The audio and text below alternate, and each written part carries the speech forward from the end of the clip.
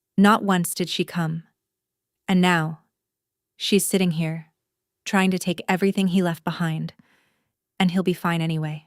Vanessa's voice echoes in my head from months ago, light and dismissive, as if she had been talking about a cold, not a life-threatening illness. My fingers tighten around the papers in front of me, and that's when I notice something else. A thick sheet, partially hidden beneath the trust documents. I pull it free. It's not legal paperwork. It's a blueprint. Detailed renovation plans. Vanessa's new house. A luxury kitchen remodel worth $200,000. A home theater. A pool with a cascading waterfall feature. My stomach turns. This is what they need the money for. This is what my son's life has been reduced to. You never visited him, I say slowly, my voice steady now, sharpened by something colder than grief. Not once, in 8 months. Vanessa barely reacts. She flips her hair back, irritation flashing across her face. People handle things differently. Ember, she says. Some of us just deal with it better. The casual cruelty of it stuns me, but only for a second. Because for the first time, I see them clearly. Not as the family I kept trying to believe in, but as people who only ever cared when it suited them. People who saw Liam and me as something temporary, something convenient, something disposable. Why now, I ask? My voice is calm, but there's something underneath it now. Something they don't recognize. Why are you pushing this so hard right now? Vanessa glances at my parents. A silent exchange passes between them. The same one I've seen my whole life. Decisions made without me. Conversations I was never part of. Finally. She sighs. Fine. You deserve to know. She leans forward slightly. Ethan's company is having some liquidity issues. The wedding might need to be postponed unless we secure additional funds. Of course. My mother shifts beside the fireplace, adjusting her pearl necklace, and the beach property in Seabrook Cove. The market didn't go the way we expected. We're a little overextended. My father steps in quickly, his tone softening into something persuasive. We're not the villains here, Ember. We're a family dealing with financial pressure. Family. The word feels hollow. Talia finally speaks, her voice quiet, almost fragile. My divorce will be finalized next month, she says. Vanessa promised me a position at her fiancé's company. I need this. Ember. I have the twins to think about. I look at her. Really, look at her. And for a moment, I don't see monsters.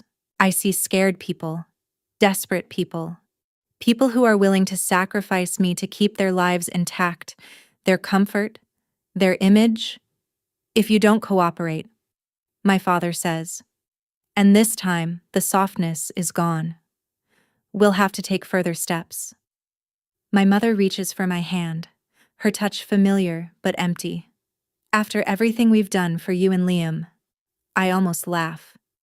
What exactly have they done? Birthday cards with small bills tucked inside, occasional phone calls filled with surface-level concern, never once showing up when it mattered. Don't make this more difficult than it needs to be. My father continues, his voice tightening. You're not thinking clearly. Vanessa glances at her watch, impatient. We need this finalized within 60 days, she says, before the next phase of Ethan's project funding. There it is. The truth. They need the money. Liam's money. My money now. To fix their problems. I stand slowly. My movements feel distant. Controlled. I gather the papers, straighten them, and place them neatly back into the folder. I need time to think. I say, I don't wait for permission. I turn and walk toward the door. Ember. My father's voice cuts through the room. Sharp. Commanding. The way it used to when I was a child. Don't walk away from this. I don't respond. I open the door, and I leave. The sound of it closing behind me is quiet, but final. Outside. The air feels colder, heavier. I sit in my car and grip the steering wheel, then let my forehead fall forward against it. For a moment. Everything hits at once. The funeral, the betrayal, the realization that I was never truly part of their world. My phone vibrates in my hand. A message. From Mrs. Harper. My phone screen lights up again. A message from Mrs. Harper. How did it go? I'm here if you need to talk. I stare at it for a second, my chest tightening. But before I can type anything back, another call comes through. Unknown number. I hesitate, then answer. Ember. Dear. Martha's voice, warm, gentle, real. My throat tightens instantly. We just heard about the funeral, she says softly. We're so sorry we couldn't be there. We were overseas. We only found out this morning. George's voice comes through next. Heavier. Unsteady. We love that boy so much, and for the first time since yesterday, the grief I hear from someone else feels real. Not rehearsed, not calculated. Real. I know, I whisper, my voice breaking. He loved you both too. We're flying back early, Martha adds. If you need anything at all, we're here for you. When the call ends, I sit there for a moment, staring at nothing, and then something surfaces in my mind. A memory.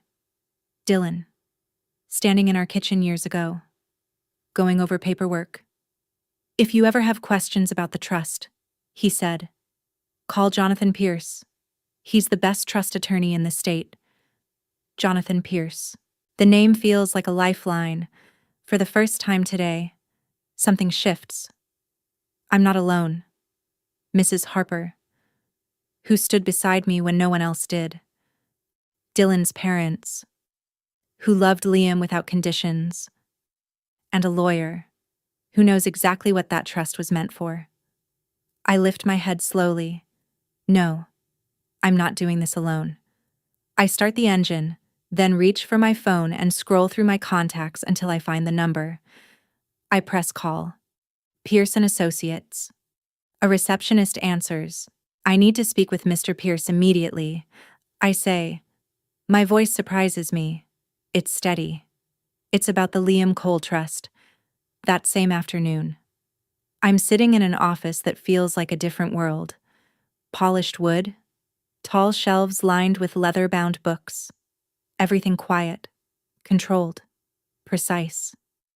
I clutch the folder in my hand so tightly my fingers ache. 2 nights. 2 nights of no sleep. Reading legal terms I barely understand. Trying to figure out how my own family could even attempt what they're doing. The door opens. Jonathan Pierce steps inside. He's older than I expected. Silver hair. Glasses resting low on his nose. His presence is calm, but there's something sharp behind his eyes. Mrs. Cole, he says, extending his hand. Please, have a seat. I'm very sorry about your son. Thank you. I manage. I've heard those words so many times this week, but his voice doesn't sound empty. I place the folder on his desk. These are everything I have. I say, about the trust. My ex-husband, Dylan, set it up before he moved overseas. He opens it immediately, scanning the documents with practiced ease, flipping pages, pausing, reading more closely when something catches his attention. The silence stretches. Too long. My family wants me to sign over control. I say finally. They're saying I'm not mentally stable enough to manage it. Because of my grief. The words feel bitter. They didn't even come to his funeral. Jonathan looks up sharply. They didn't attend. I shake my head. My sister Vanessa had her engagement party. my parents, and my former best friend Talia chose to be there instead. He leans back slightly, removing his glasses, rubbing the bridge of his nose. I remember when Dylan set up this trust. He says slowly. He was very clear about what he wanted. He reaches into a drawer and pulls out a separate file. My breath catches. I wasn't expecting that. Dylan was extremely thorough, he continues, opening it and pulling out a notarized document. He slides it across the desk toward me. This is his statement of intent. My hands tremble as I take it. I recognize the handwriting instantly. Dylan's. This trust is to secure Liam's future. It reads, and if the worst should happen, to provide for Ember, who sacrificed everything for his care. The words blur as tears fill my eyes, even from thousands of miles away. He knew. He prepared for something I couldn't even let myself imagine. There's more, Jonathan says. He turns his monitor toward me. A spreadsheet fills the screen. Call logs, numbers, dates, multiple entries highlighted. Numbers I recognize immediately. My parents' home phone, Vanessa's cell. My stomach drops. They contacted your office, I ask. My voice tightening. Repeatedly. He replies, over the past year, my parents' number, and Vanessa's. I stare at the screen, my voice sharpening. They contacted you about Liam's trust. Not directly, Jonathan says calmly. They asked about trust provisions and beneficiary laws. My assistant flagged the calls after recognizing the names from Dylan's file. They never spoke to me. Something clears inside me. They knew. I whisper. Before Liam died. That's why they planned all of this. Jonathan nods, his expression firm now. Yes. And I want you to understand something clearly. Mrs. Cole, this trust is protected. Dylan built multiple layers to prevent family interference. The funds legally belong to Liam. Or to you. I exhale slowly, so they can't take it. Not legally, but they may try other tactics. Claiming you're mentally unfit. For example, my mother's cold message at the funeral flashes in my mind, Vanessa's calculated tone, my father pushing papers across the table. I look back at Jonathan. So I don't need to fight them for the money. I say, I need to prove what they're doing. His eyes narrow slightly. Exactly. Do you have any evidence? I unlock my phone and hand it to him. My mother's texts. From the day of the funeral. He reads them carefully, then looks up. This helps more than you realize. Now, we set up a meeting. On your terms. In public. If you believe my parents were right to go after my son's trust fund instead of standing by me at his lowest moment, just comment. That makes perfect sense. But if you feel something about this is deeply wrong, if you think no parent should ever choose money over love, then write greedy parents. I'm really curious, what would you do if you were in my place? 2 days later. I sit at a corner table in Riverside Coffee. A manila envelope rests in front of me. The place is busy. Loud enough to keep things controlled. Exactly how Jonathan advised.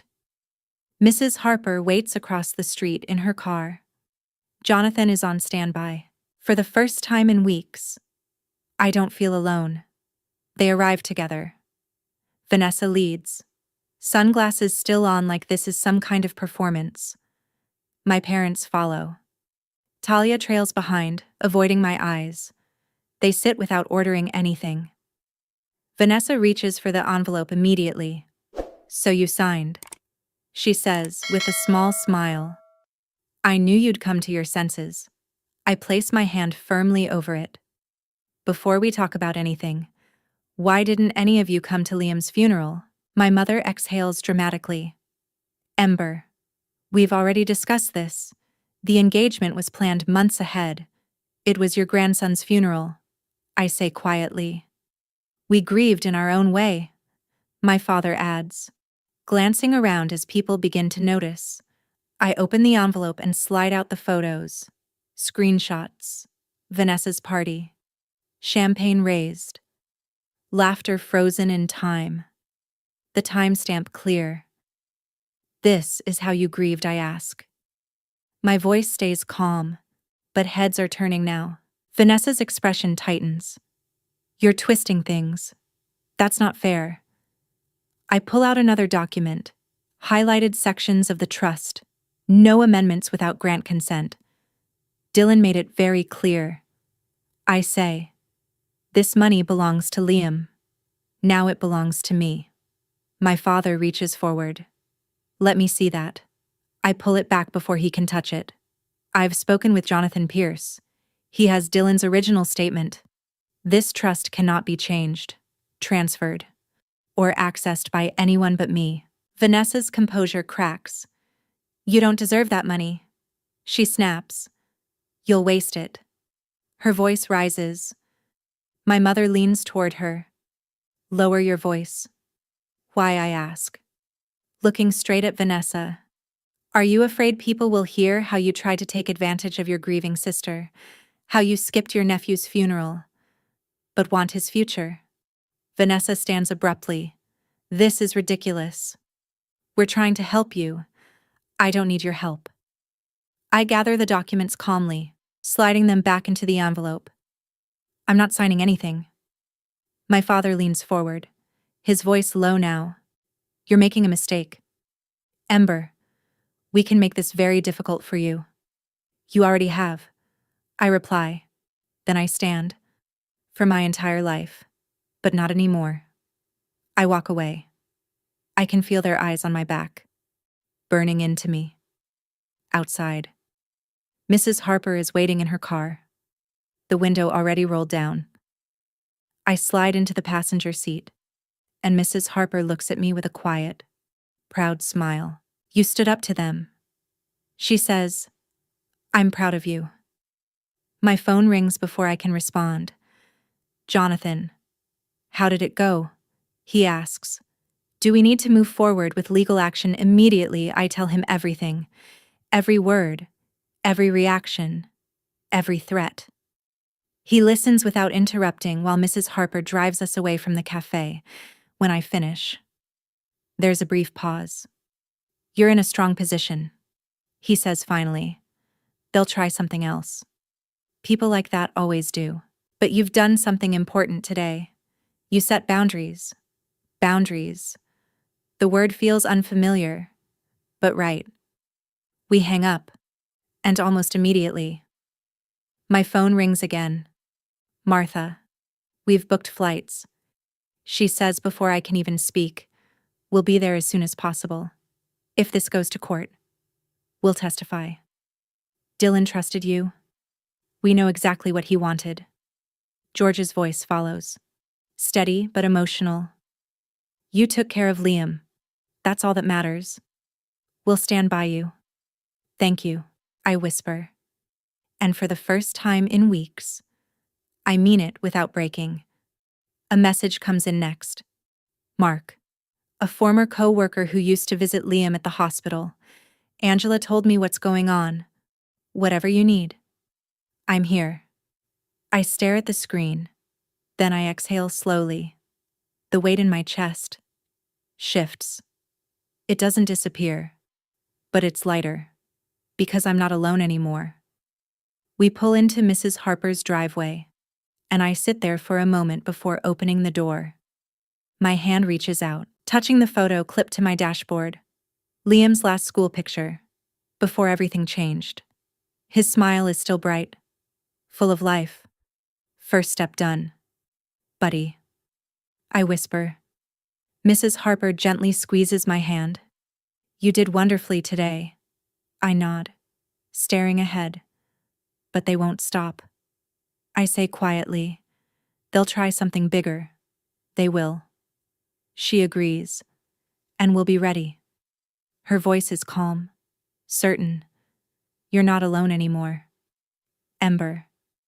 I take a deep breath, and for the first time, I feel something new rising inside me. Not just grief, not just anger. Something stronger. Resolve. They couldn't even say goodbye to my son. They don't get to decide what happens to what he left behind. 3 days later, I sit across from Jonathan again. His desk is covered in documents. So is mine.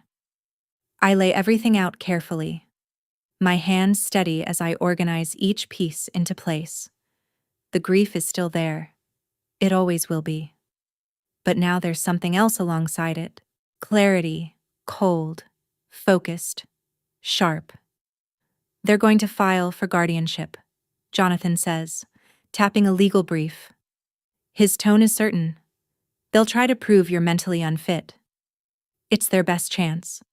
Jonathan's office smells faintly of leather and old books, the kind of place where battles aren't fought. They're planned. They'll try to prove you're mentally unfit. He says, grief will be their argument.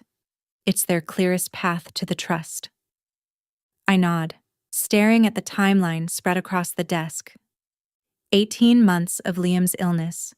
Every appointment, every treatment, every setback, documented in painful detail. Vanessa won't do this directly. I say quietly. She'll use my parents, maybe even Talia. Jonathan glances at me, a flicker of approval in his eyes. That's a sharp assessment. We need to document everything. Every hospital visit you attended, every appointment they didn't. I unlock my phone and pull up my calendar. I have everything. I say, every date, every check-in. My voice tightens slightly. I never missed a single one, not even the day after Dylan left. He makes a note. And your family? I shake my head. 0 visits. Not at diagnosis. Not during the 3 weeks he was in isolation after the transplant failed. The memory hits. Sharp and sudden. Machines beeping. Liam too weak to sit up. No one came. I finish softly. Not even at the end. Jonathan leans forward. Good. Document all of it. We don't act yet. We prepare. We anticipate their move. I run my fingers over a stack of hospital bills, numbers I once didn't understand, codes I had to learn, fights with insurance companies I refused to lose. I became Liam's advocate because no one else would. 8 months of treatment, and they never showed up. Not once. This isn't just about proving you're stable, Jonathan says. It's about proving they never cared about Liam. Only the money. The words sting. Because they're true, then that's exactly what we'll prove. I say. Over the next hour. We go through everything. Financial records. Every payment I made. Every decision documented. He brings in a notary to witness my affidavit. Each signature feels like another layer of protection. Armor.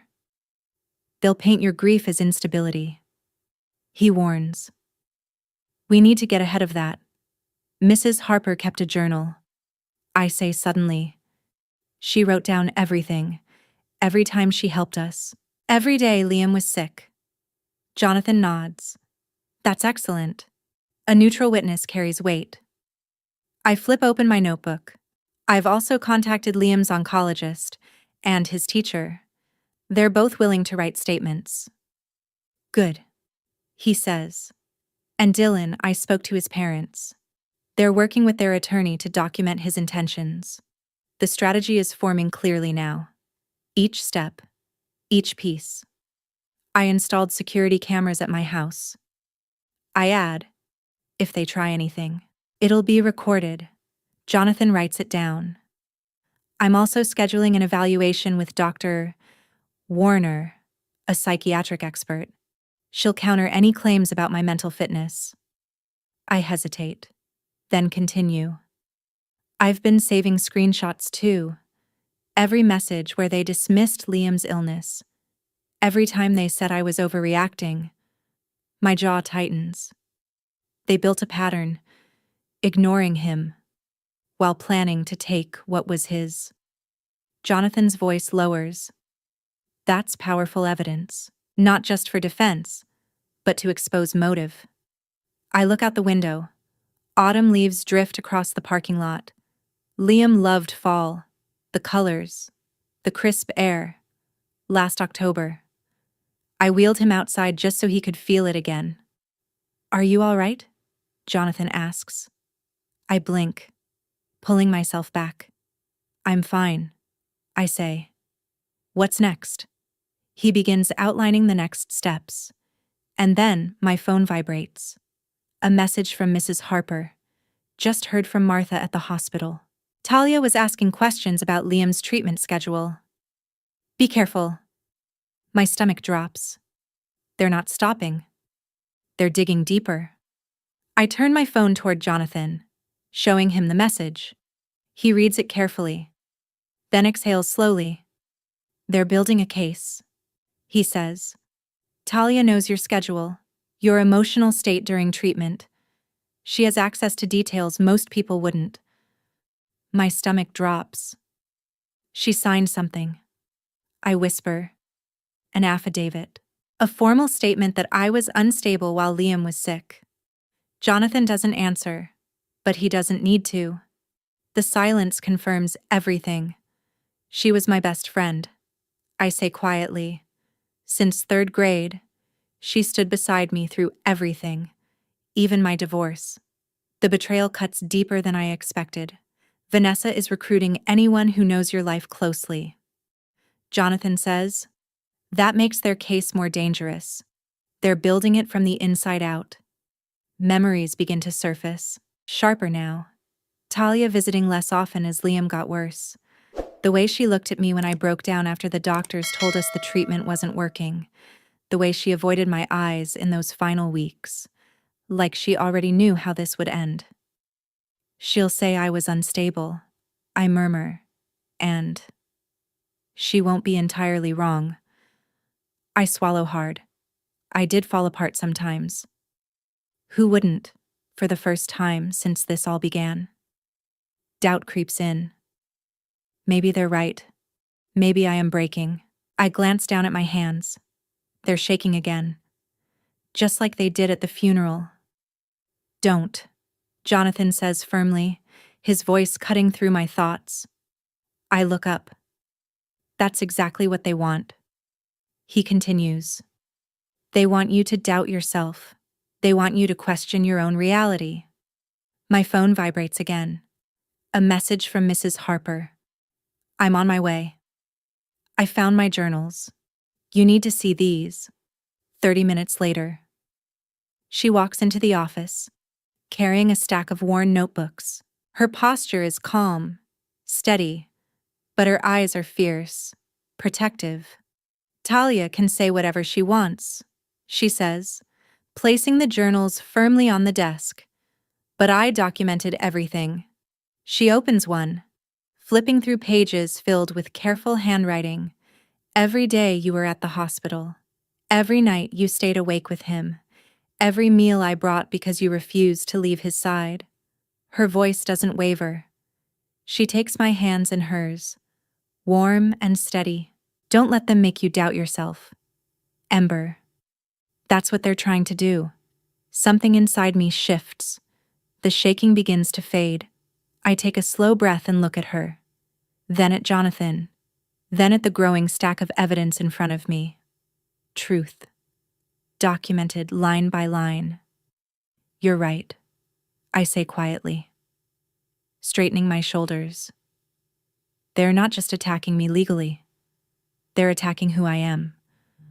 I begin organizing the journals carefully, placing each one into our evidence pile. We prepare for that too, because this is no longer just about defense. It's about proving the truth. Later that evening, I stand in the conference room, holding the final piece, a photograph, Vanessa's engagement party, champagne raised, smiles frozen in celebration. The timestamp is unmistakable, 42 minutes after Liam was buried. I press it onto the board. That's everything, Jonathan says softly. I step back. The wall is no longer just documents. It's a timeline. Medical records showing every appointment I attended. Financial statements proving every decision I made. Witness statements from doctors, neighbors, teachers, and one undeniable truth. 18 months. Not one visit from my family. Will it be enough, I ask? My voice quieter now. Jonathan adjusts his glasses, studying everything. They'll file for guardianship, he says. But we're ready for that. He taps a document, Dylan's parents' statement. This alone weakens their entire case. I run my fingers along the timeline, every night spent in a hospital chair, every decision made under pressure, every moment I chose to fight for my son. I never thought I'd have to prove I was a good mother. I whisper, "You shouldn't have to." Jonathan says gently, "But when people want something badly enough, they'll twist any story to get it." My phone buzzes again. Another message from Mrs. Harper. I read it aloud. 23 neighbors signed the character petition. I close my eyes briefly. A small victory. But it matters. Because over the past week, I've built something stronger than I realized. Not just a legal case, a shield made of truth. Security cameras now monitor my home. Every message saved. Every voicemail recorded. Every post Vanessa made. Subtly questioning my stability. They're trying to paint me as unstable. Trying to rewrite who I am. But this time, I'm not afraid. This time, I'm ready. They're trying to paint me as unstable, I say quietly, staring at Vanessa's latest post. A carefully worded message about supporting loved ones struggling with mental health after loss. Hundreds of comments, prayers, sympathy, praise. Not one mention of the fact that she didn't show up to her nephew's funeral. Jonathan exhales slowly. Classic move. I look at him. They can't win legally. He continues. So they're shaping public opinion first. The phone on his desk rings. He answers. Listens. And his expression shifts. Darkens. I see. Thank you for telling me. He hangs up and looks directly at me. That was my contact at Northbridge Memorial. Someone requested Liam's full medical records yesterday. My chest tightens. Who, Vanessa? She used an outdated emergency contact authorization. For a second. The room feels unsteady. They'll twist everything, I say. My voice rising. Every moment I questioned a treatment. Every time I broke down, they'll turn it into proof that I'm incompetent. They're getting desperate. Jonathan replies. And this breach shows exactly how far they're willing to go. I grip the edge of the table, grounding myself. What else are they doing? He turns his laptop toward me. Let's find out. His fingers move quickly across the keyboard. Then he stops and rotates the screen. A message. From my former supervisor, Ember. Your sister reached out asking about your emotional stability at work. Is everything okay? Please call me. My stomach twists. They're attacking every part of my life. I say, trying to rewrite everything. Jonathan closes the laptop. We expand our response. This is no longer just about the trust. This is defamation. The word lands heavily. Defamation. I think of Liam, his quiet strength, the way he faced every treatment without complaint. If my 9-year-old son could face something like that, then I can face this. Let them try, I say. My voice steadier now. We have something they don't. Jonathan studies me. What's that?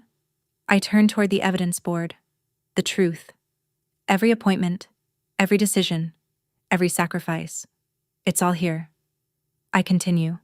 They can't erase that. He nods. I'll update everything. We include their actions, their pattern, their intent. By the time night falls, the plan is complete. Every argument anticipated, every response prepared, everything is ready. Jonathan says, witnesses, evidence, counterclaims. We're covered. I leave his office feeling something I haven't felt in a long time. Control. My phone rings as I drive. Mrs. Harper. I tested the security system again. She says, everything's working perfectly. Thank you, I reply. And I mean it more than I can say. Dylan's parents arrive tomorrow, she adds. They're bringing everything we need. I nod, even though she can't see me. You've done everything you can. Ember, she says. Now we wait. When I pull into my driveway, I sit there for a moment. Something has changed. The grief is still there, but it's no longer suffocating. It's burning, fueling something else. I'm not afraid anymore. I'm angry, and I'm ready. The next morning, the knock comes. Sharp, heavy, final. I open the door. A sheriff stands there, expression neutral, holding out a thick envelope. Ember Cole, he says, you've been served. My fingers tremble as I take it. It feels wrong in my hands. Too heavy for paper. Too light for what it's about to do. He nods once and walks away. And I stand there, frozen in the doorway, holding the beginning of their next move. I spread the documents across my kitchen table, my eyes locking onto the heading, Emergency Petition for Guardianship. My stomach tightens. They're not just coming after Liam's money anymore. They want control of me. My phone rings. Jonathan. They filed. I say quietly, I know.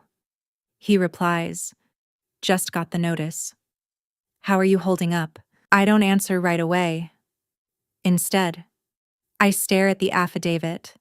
Talia's signature stands out immediately, 3 pages detailing every moment I broke down during Liam's illness, the nights I forgot to eat, the time I cried in the hospital hallway, the morning I couldn't remember if I'd taken my own medication. They twisted everything. I whisper. They even used medical records, things I told doctors in confidence. Jonathan's voice hardens. They never should have had access to those records. That's our advantage. The hospital is already investigating. I turn the page. My financial history. Every overdraft. Every late payment. 18 months without stable income, spent entirely on Liam's care, now presented as proof I'm irresponsible. The hearing is tomorrow. Jonathan says, we knew this was coming. We're ready. But I'm not sure I am. This isn't about money anymore. They're trying to take my autonomy, my dignity, my identity. Have you seen the news, he asks? I open the local site. There they are, my parents, sitting in their perfect living room, faces filled with concern. The headline makes my chest tighten. Family seeks help for grieving mother. My father's quote stands out. We have to protect her from herself. I switch to social media. Vanessa's post. A childhood photo of us. A caption about love, sacrifice, and mental health. The comments overflow with support. People praising her. People who never knew Liam. They've already judged me. I say, the court won't. Jonathan replies, I've filed our counterpetition. Dylan's parents are here. They'll testify. The hospital issued a statement about the records breach. I touch the locket at my neck. Liam's photo inside. What if it's not enough? It will be, he says calmly. Mrs. Harper has over 20 neighbors ready to support you. Your former supervisor submitted a statement. Liam's doctor provided an affidavit confirming your care. My phone buzzes. Mrs. Harper, we're ready for tomorrow. The whole block is behind you. Something shifts inside me. They weren't there. Not for chemo. Not for transfusions. Not for the nights his fever spiked and I thought I would lose him. Not once. I also submitted the security footage. Jonathan adds, "Your mother and Vanessa trying to enter your home?" I remember watching it. Their hands on my door, looking through my windows. "We're pushing back fully," he says. Restraining order included. I look at the documents again. They're lies. Stamped. Official. Tomorrow. A judge will decide who I am. Try to rest, Jonathan says, but I can't. Hours later. I'm still reviewing my testimony when my phone lights up. Doorbell alert. 9:48 p.m. I open the app. Vanessa is standing outside. Alone. I take a breath. Activate recording, and open the door with the chain still latched. "What do you want?" She looks softer. Concerned. "Can I come in? Just to talk?" "No." Her shoulders drop. "Ember. Please. This doesn't have to be public. It doesn't have to be ugly. You made it public," I say, "when you accessed Liam's records." Her eyes flick toward the camera. "I'm giving you one last chance," she says quietly. "Drop the guardianship case. Sign the trust over to me. We'll make everything disappear." My chest tightens. "My episodes," she adds. "The night you called Talia crying. The time the hospital almost called child services." Her voice stays calm, but her eyes are cold. "I'll destroy your reputation," she says. "Everyone will know how unstable you are." And suddenly, I feel calm. "I think you should leave." Her mask cracks. "You don't deserve that money," she snaps. "You've always been the burden, the disappointment." She leans closer. "We carried you your whole life. Now it's your turn." I close the door. No hesitation. My hands steady. For the first time all day, I call Jonathan and send him the recording. "Perfect," he says. "That's exactly what we needed." It's past midnight when Mrs. Harper arrives, carrying an overnight bag. "I thought you shouldn't be alone tonight," she says gently. "Thank you." I whisper. "Tomorrow," she says, squeezing my hand. "We show them what real strength looks like." My phone lights up with a message from Jonathan. "Everything is ready. Dylan believed in you. So do we." I can't sleep. Instead, I sit in Liam's room, holding his favorite stuffed dinosaur. The glow-in-the-dark stars on his ceiling still shine faintly. I open my locket and look at his smiling face. "Tomorrow is for you," I whisper. "For your legacy." For the first time since everything began, I feel ready. The next morning, I walk into the courtroom with my head high. Jonathan stands beside me. Mrs. Harper is there. Dylan's parents, too, across the room. My family sits together. Vanessa, my parents, Talia, their faces carefully arranged. The judge enters, her expression stern. "These are serious allegations," she says. "I expect evidence, not emotion." Their lawyer stands first. Confident. "This is a family trying to help a grieving woman who is spiraling," he begins. "She has shown instability, poor judgment, and refusal to accept support." Each word feels like a blade. Then Talia takes the stand. "Ember changed," she says.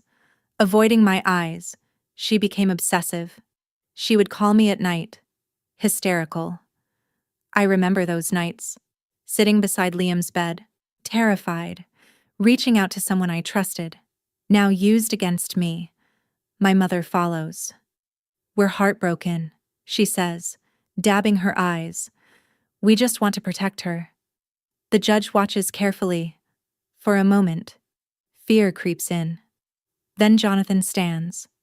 "What we're seeing is not concern," he says calmly.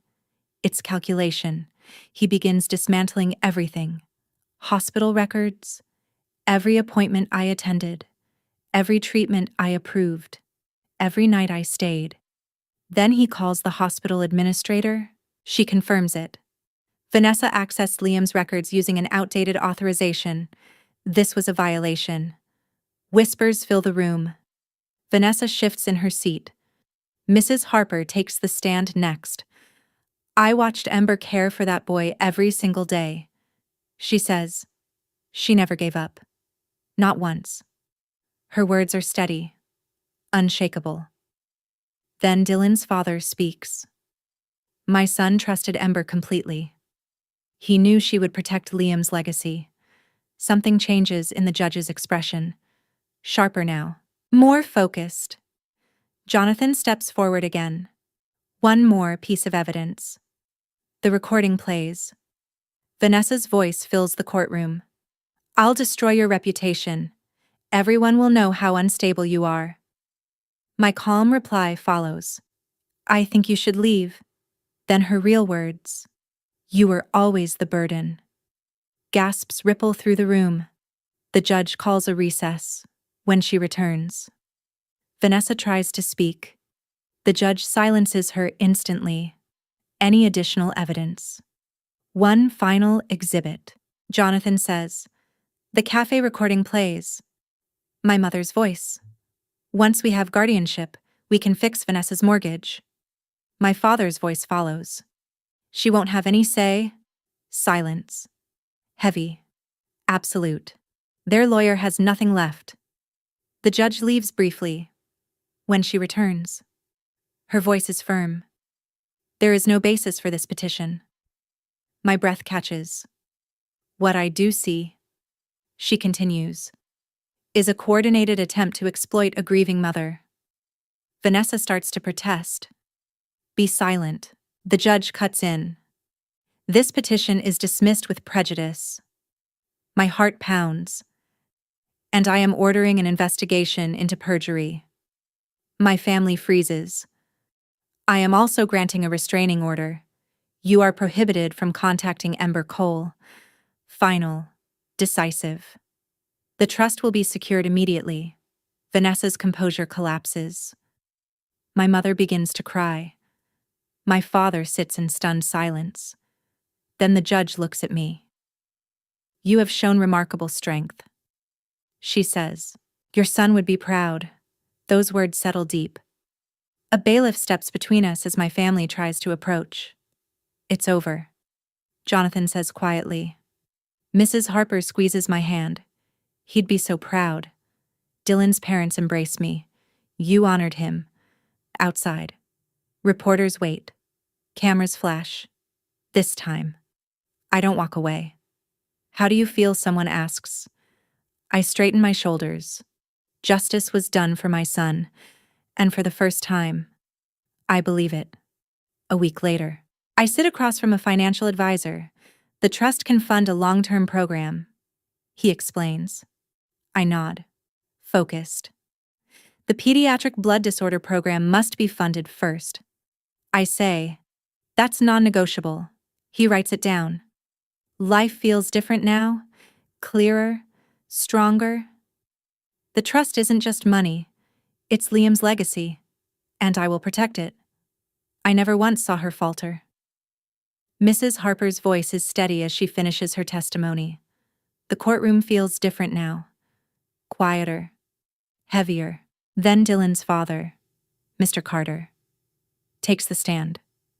We were never particularly close, but his voice is firm, certain. My son created that trust with clear instructions. He says, he told me that if anything happened to Liam, Ember would receive everything. She gave up her career, her savings, everything, to care for that boy. There's no one more deserving to protect his legacy. I feel my throat tighten. The judge's expression shifts. Sharper now. Focused. Jonathan stands. Your Honor, one more piece of evidence. The room darkens slightly as the recording plays. Vanessa's voice fills the silence. I'll destroy your reputation. Everyone will know how unstable you are. My own voice follows. Calm and steady. I think you should leave. Then her real words come through. You were always the burden. A ripple moves through the courtroom. Vanessa's face flushes. My mother gasps softly. My father stares straight ahead. The judge calls a recess. When she returns, everything feels different. Any additional evidence, she asks. Jonathan nods. One final exhibit. Another recording. Our conversation at the cafe. My mother's voice. Once the guardianship is approved, we can fix Vanessa's mortgage. Vanessa's voice follows. And the beach house repairs. Then my father. Once we control the trust, Ember won't have a say. Silence. Complete and absolute. Their lawyer shifts uncomfortably. Papers rustling. Another short recess. When the judge returns. Her face is set in stone. I have reviewed all evidence. She begins. There is no basis for this guardianship petition. My breath catches. What I do see, she continues, is a coordinated attempt to exploit a grieving mother for financial gain. Vanessa tries to speak. Miss Cole. Remain silent. The judge cuts in sharply. This petition is dismissed with prejudice. It cannot be refiled. My heart pounds. But she isn't finished.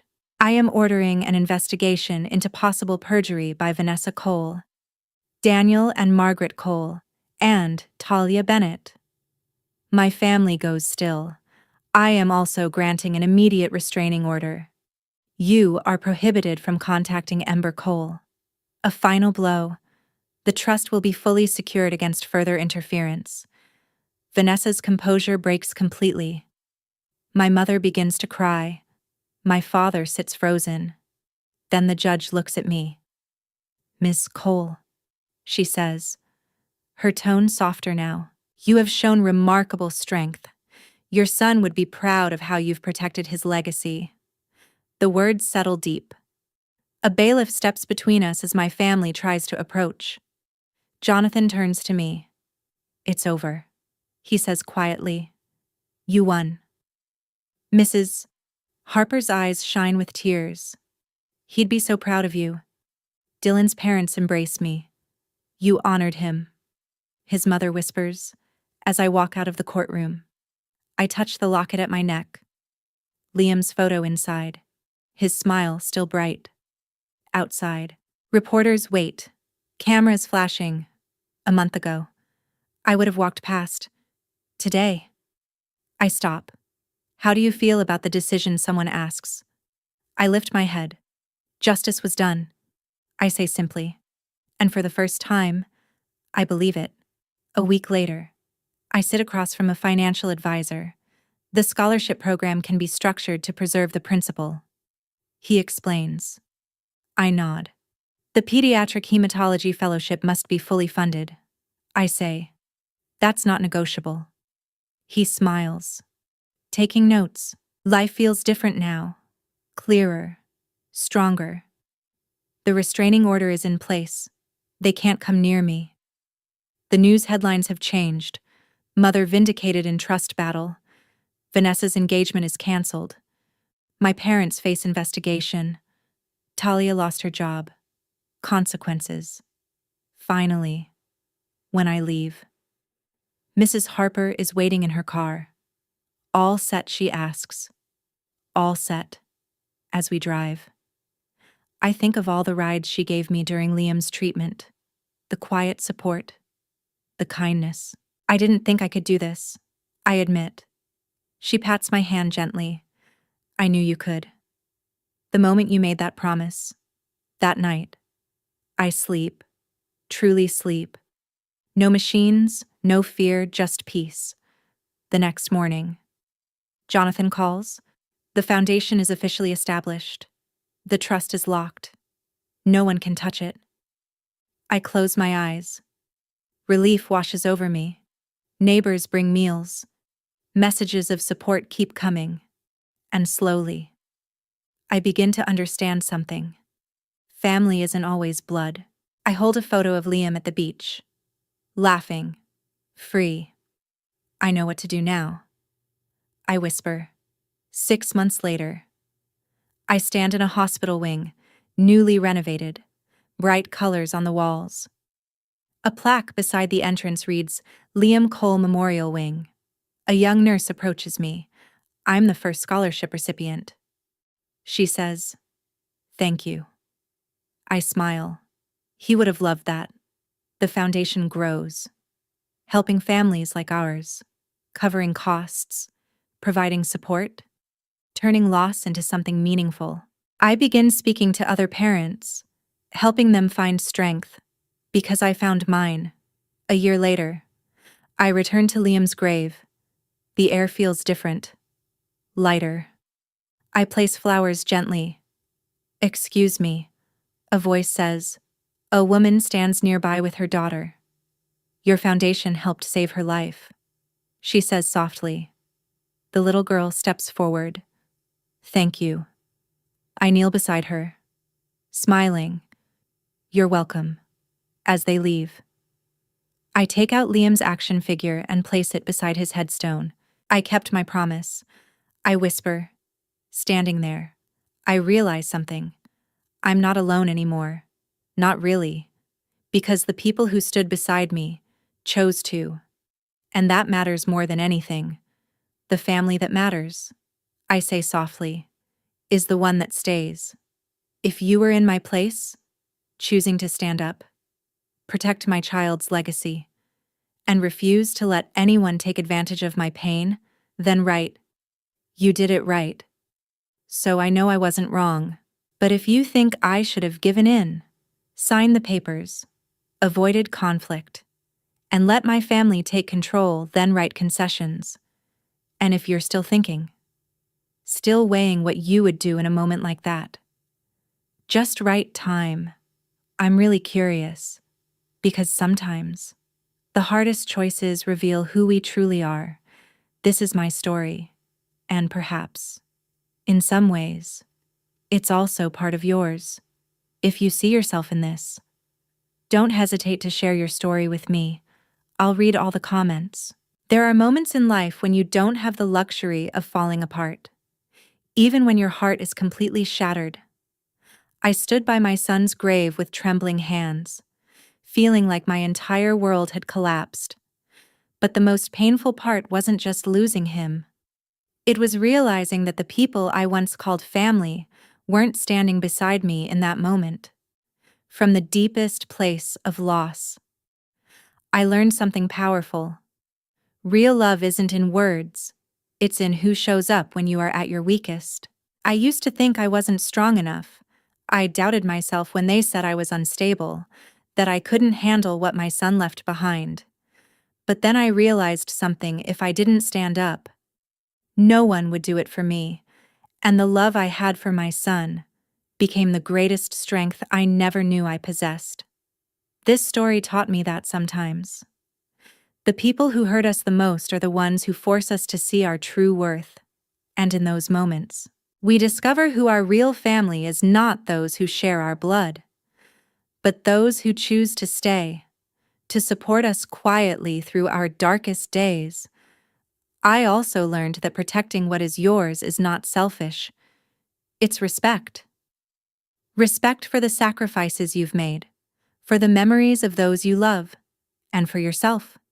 If you are going through something difficult, if you've ever been misunderstood, abandoned, or underestimated, please remember this. You are not weak. You are simply fighting a battle that others cannot see, and you are far stronger than you think. If this story touched you, stay with me by subscribing to the channel. Share your thoughts in the comments. Your story might be exactly what someone else needs to hear. Don't forget to like and share this video so its message can reach even more people. Thank you for being here, and I'll see you in the next story. Welcome to Family Confessions. Our stories go beyond entertainment, helping viewers recognize toxic behaviors, understand boundaries, and reflect on their relationships, while reinforcing self-worth and the strength to heal and move forward. Each video follows a structured workflow ensuring quality and value for our audience. Thank you for being here.